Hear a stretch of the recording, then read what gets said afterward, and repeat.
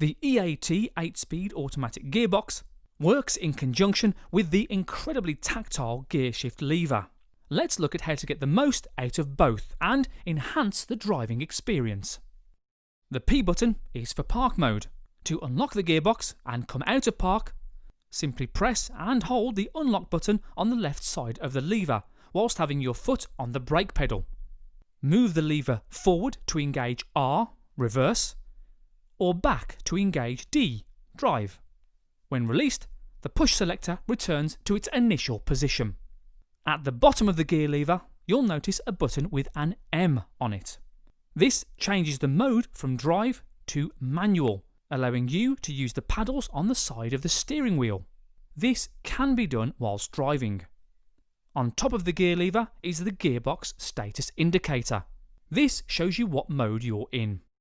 The electric parking brake has two operation modes, automatic and manual.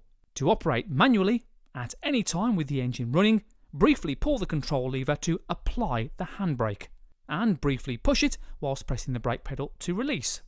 In automatic mode, which is activated by default, the system applies the parking brake when the engine is switched off.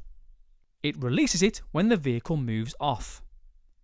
If the driver's door is not closed properly, the handbrake will not release.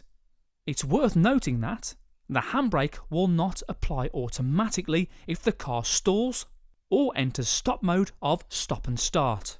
To confirm that the parking brake has been applied, this indicator light appears on both the instrument panel and the control lever. Before leaving the vehicle, always check that the parking brake is applied and the indicator light is on. For added safety, if the driver's door is opened with the parking brake off, you'll hear an audible warning and a message will be displayed.